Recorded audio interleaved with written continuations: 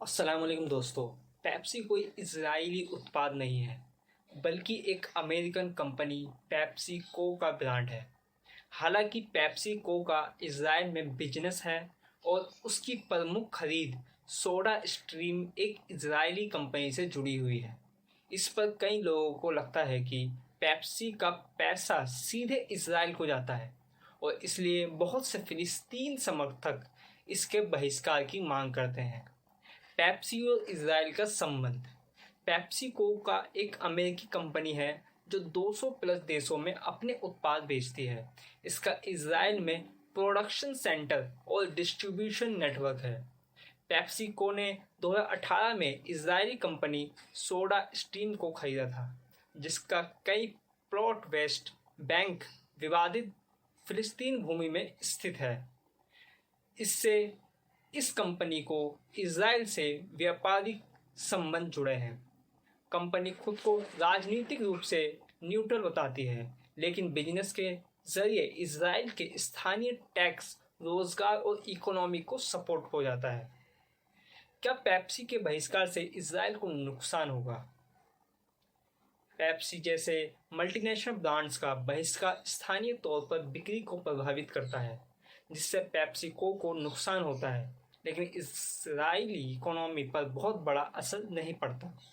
अरब देशों और कई मुस्लिम बहुल देशों में पेप्सी, कोक, मैकडॉनल्ड्स आदि के बहिष्कार की वजह से इनके मार्केट शेयर में गिरावट आई है। कुछ जगहों पर 7% तक बिक्री कम हुई है। इससे कुछ आर्थिक नुकसान हुआ है, लेकिन इजराइल की इकोनॉमी बहुत बड़ी है और इन कंपनियों पर एक तरफा बहिष्कार उसका आधार नहीं हिला सकता। बाजार विश्लेषक मानते हैं कि सामूहिक बहिष्कार का असर प्रतीकात्मक ज़्यादा है और आर्थिक असर सीमित रहता है। फिलिस्तीन के हालात सितंबर 2025 की स्थिति।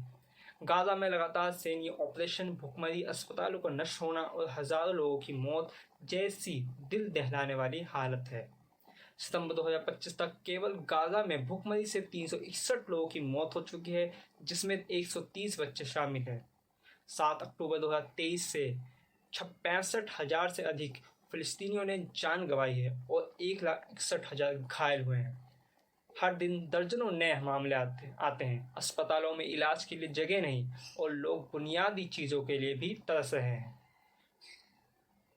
पेप्सी इजराइल का उत्पाद नहीं है, लेकिन इसका व्यवसाय इजराइल से जुड़ा हुआ है। पेप्सी के बहिष्कार से इजराइल की इकोनॉमी को बहुत गहरा नुकसान नहीं है, मगर प्रतीकात्मक समर्थन के तौर पर इससे फिलिस्तीन के संघर्ष को आवाज़ दी जा सकती है।